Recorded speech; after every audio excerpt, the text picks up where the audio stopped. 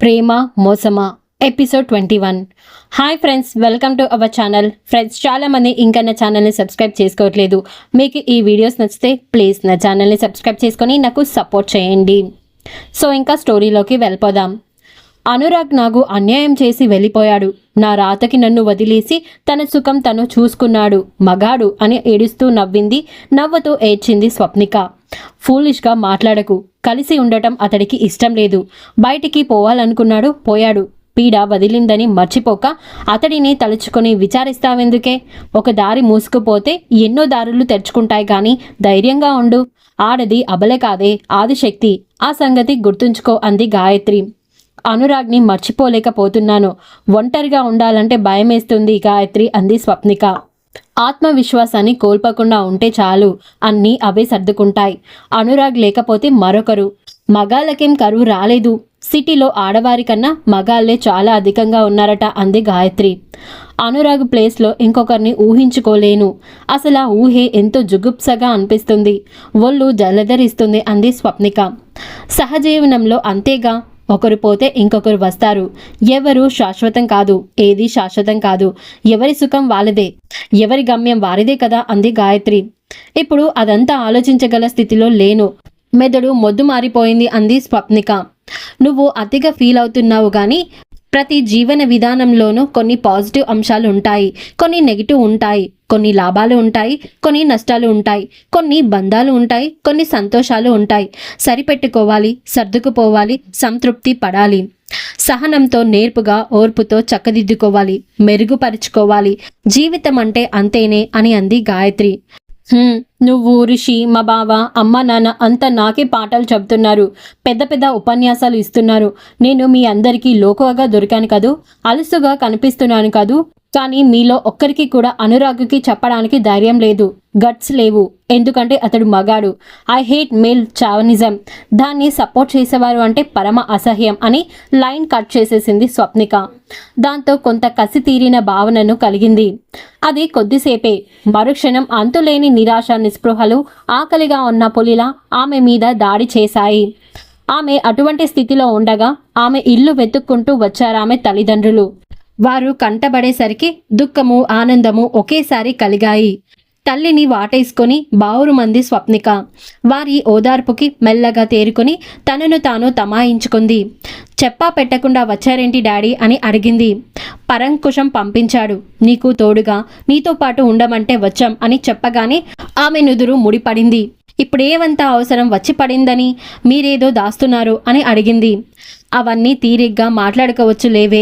వంటగది ఎక్కడుందో చూపించు, త్వరగా వంట చేస్తాను, ఆఫీస్కి వెళ్దు గాని అని చీర కొంగు బొడ్లో దోపుకుంటూ అంది తల్లి రేవతి. ఆఫీస్ ఎక్కడికి పారిపోదు కానీ సంగతేమిటి మమ్మీ? ఇన్నాళ్ళు లేనిది మీరిద్దరు వచ్చారంటే, మిమ్మల్ని బావ పనిగట్టుకుని పంపించారంటే ఏదో పెద్ద కారణమే ఉండి ఉంటుంది. అసలేం జరిగింది డాడీ అని అడిగింది. ఏమీ జరగకూడదనే వచ్చాం. ప్రయాణం చేసి అలిసిపోయాం. సాయంత్రం తీరిగ్గా మాట్లాడుకుందాం బేబీ అని అన్నాడు. నన్ను మభ్య పెట్టాలని చూడొద్దు. ఏం జరగకూడదని అని అడిగింది స్వప్నిక. స్వప్ని మాటలకి తండ్రి బదులివ్వలేదు. తల్లి కళ్ళెత్తుకుంది. ఏదేదో అనుకున్నామని ఆగుతాయా చెప్పు? ఎలా రాసిపెట్టి ఉంటే అలా జరుగుతాయి అని అంది. మీ మెట్ట వేదాంపులు కబుర్లు కట్టి పెట్టండి. ఏం జరగబోతుందో చెబుతారా లేదా అని అరిచినట్లుగా అడిగింది. చెప్పండి ఇక, అది చిన్నపిల్ల ఏం కాదు, చెట్టంతా ఎదిగింది అని అంది రేవతి. సుబ్బారావు ధైర్యాన్ని కూడా తీసుకుంటూ అన్నారు. అనురాగ్ మళ్ళీ పెళ్లి చేసుకుంటాడట అని చెప్పాడు. మీకెవరు చెప్పారు అని అడిగింది స్వప్ని. పరంధామ ఫోన్ చేస్తే వాళ్ళ నాన్న చెప్పారట. నేను నమ్మను. అనురాగ్ తమ్ముడికి పెళ్లి సంబంధాలు చూస్తుంటే బావ అలా ఊహించుకున్నారేమో. అనురాగ్ ద్రోహం చేయడు అని ఏ మూలో మెనుకుమని వెలుగుతున్న ఆశ ఆమె చేత అలా మాట్లాడించింది. వాళ్ళంతా కుమ్మక్కై అతని ఒప్పించి ఉంటారు. ఈ రోజుల్లో డబ్బుకి తప్ప మనిషికి విలువేముంది అని నోటికి పౌట కొంగు అడ్డు పెట్టుకుందా ఆవిడ. మొదట మేము నమ్మలేకపోయాం కానీ నిజమేనట అని అంది తల్లి. ఎవరు చెప్పినా నేను నమ్మను. అదేదో ఇప్పుడే తేల్చేస్తాను ఉండండి అంది స్వప్ని. అనురాగ్కి ఫోన్ చేసింది, కట్ చేశాడు. మళ్ళీ చేసింది. దాంతో విసుక్కుంటూ ఆన్సర్ చేశాడు. ఏంటి పిచ్చి పని స్వప్ని, నేను బిజీగా ఉన్నాను అని అన్నాడు. నేను బిజీయే, ఈ ఒక్కటి చెప్పు చాలు, నువ్వు పెళ్లి చేసుకుంటున్నావా అని అడిగింది. అలా అడిగేటప్పుడు తన స్వరం తనకే వింతగా అనిపించింది. పెళ్లి చేసుకోవడం తప్పైనట్టు తప్పిదమన్నట్లు మాట్లాడతావేంటి? పెళ్లి చేసుకోవడం వింత అని అన్నాడు. నీతులు అక్కర్లేదు, నాకు నిజం కావాలి.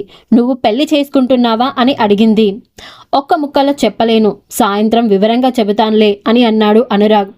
సే ఎస్ ఆర్ నో, చేసుకుంటున్నావా లేదా అని అసహనంతో అరిచింది. దాంతో ఎస్ అన్నాడు. ఆ మాటకి ఆమె కుప్పకూలిపోయింది. ఆ వెంటనే స్పృహ తప్పింది. తల్లి శోకాలు తీస్తుంటే తండ్రి వారించాడు. ఇన్ని నీళ్లు ముఖం మీద చిలకరించారు. లేపి కూర్చోబెట్టి పదే పదే పిలిచారు. అతి కష్టం మీద స్పృహలోకి వచ్చింది స్వప్నిక. చుట్టూ పిచ్చిగా చూసింది. పడి పడి నవ్వింది. బావురుమని ఏడ్చింది. పారిపోయాడు ఇడియట్, బద్మాష్, కబుర్లు కవిత్వం చెప్పాడు. నన్ను దేవత అన్నాడు. నా యవ్వనం కొల్లగొట్టాడు. మోజు తగ్గేసరికి మరో పిల్ల వెంటపడ్డాడు. ఆంబోతు విధవ, వాడు బాగుపడడు, సుఖంగా ఉండలేడు, నా ఉసురు పోసుకుంటాడు. అనురాగ్, అనురాగ్ ప్లీజ్ వచ్చేసేయ్. నిన్ను ఎంత అపురూపంగా చూసుకున్నాను. నీకు సర్వాన్ని దారపోసాను. నాకు అన్యాయం చేయకు. నువ్వెలాగంటే అలా చేద్దాం. పెళ్లికి రెడీ, వచ్చేయ్ వచ్చే అని ఏడుస్తుంది స్వప్ని. అది చూసి తల్లి తండ్రి అనునయించాలని ఎంతగా ప్రయత్నిస్తున్నా వినటం లేదు. ఏడుస్తోంది, తిడుతోంది, తనని తాను నిందించుకుంటుంది. నేను నిజంగా పిచ్చిదాన్ని. బెంగళూరు వెళ్ళనివ్వకుండా ఉండాల్సింది. అతడి వెంట వెళ్ళినా బాగుండేది. బండారం బయటపడేది. అసలు కావాలని నాకు దూరం అవ్వాలనే బెంగళూరు వేయించుకునుంటాడు. నెల గడవని అని చెప్పి వాళ్ళతో కలిసి నాటకం ఆడాడు. ఈలోగా అన్ని ముగ్గులు పెట్టుకొని ఉడాయించాడు. ఎగిరిపోయాడు. నాకు ఇంకా అందడు, మళ్ళీ రాడు రాడు అని అంది స్వప్ని. ఆమెని చూస్తే హిస్టీరియా పేషెంట్లా మారిపోయింది. చీరుకుంటుంది, అన్నీ విసిరేస్తోంది. సర్వం కోల్పోయినట్లు గుండెలు పగిలేలా ఏడుస్తోంది. ఆమె అరుపులు విని ఇరుగు పొరుగు వచ్చారు. అంబులెన్స్ను పిలిచారు. బలవంతంగా తీసుకెళ్లి ఆసుపత్రిలో చేర్చారు. వెంటనే సెడేటివ్స్ ఇచ్చారు. దాంతో మత్తుగా పడుకుండిపోయింది. తమ ఒకనాటి చిన్నారి పొన్నారి స్వప్నిక గుర్తొచ్చి ఆమె నేడిలా చైతన్యరహితంగా ఉండటం చూసి తల్లడిల్లిపోయారు సుబ్బారావు దంపతులు. కన్నీరు మున్నీరుగా విలపిస్తూ కూలబడ్డారు. చిలక గోరింకల్లాగా బాగానే ఉండేవారే, అసలేం జరిగిందేమిటి అని కూపిలాగుతూ అంది పక్కింటి రమణి. అతడు బెంగళూరు వెళ్ళేసరికి అప్సెట్ అయింది అని విషయం చెప్పడం ఇష్టం లేక అన్నారు సుబ్బారావు. అదేం కాదు, వెళ్ళేటప్పుడు మూటలు కట్టించింది, నాకు తెలీదు. ఇంకేదో ఉంది. ఎంతో ధైర్యంగా ఉండే పిల్ల ఇలా జావకారిపోయిందంటే ఇది ఆషామాషీ వ్యవహారం కాదు. మీకు తెలియకపోతే తెలుసుకోండి. ముందు ఆ అబ్బాయిని అర్జెంటుగా రమ్మనండి అంది రమణి. ఇంకేం రమ్మనేది, దీన్ని మోసం చేసింది చాలక అభం శుభం తెలియని ఇంకో పిల్ల మెడలో తాళి కట్టడానికి సిద్ధపడ్డాడు త్రాష్టుడు అని ఏడ్చేశాడు సుబ్బారావు. ఆ మాట విని బుగ్గలు నొక్కుకుంది రమణి. ఆ వెంటనే కొంగు బిగించింది. చేతకాని వాళ్ళలాగా కన్నీరు పెడతారేంటి? ఫోన్ అందుకోండి. మీకు నోరు రాకపోతే చెప్పండి, నేను నిలదీస్తాను. వచ్చి అమ్మాయిని ఏలుకుంటాడా? సరే, లేకపోతే పోలీస్ కేసు పెట్టి ముక్కు తిప్పలు పెడదాం. 3 చెరువుల నీళ్లు తాగిస్తామని హెచ్చరిద్దాం. అలాంటి లోఫర్లని ఊరికే వదలకూడదు. మహిళా సంఘాల వారికి చెప్పి దేహశుద్ధి చేయిద్దాం. ఇంకో పెళ్లి చేసుకోనివ్వకుండా అడ్డుపడి అతగాడి చేత జైలు ఊచలు లెక్క పెడదాం అని అంది రమణి. అలా చేయగలమంటావా అని ఆశగా అడిగింది స్వప్నిక తల్లి. మరి ఆ తర్వాత ఏం జరిగిందో తెలుసుకోవాలంటే నెక్స్ట్ ఎపిసోడ్ వినాల్సిందే.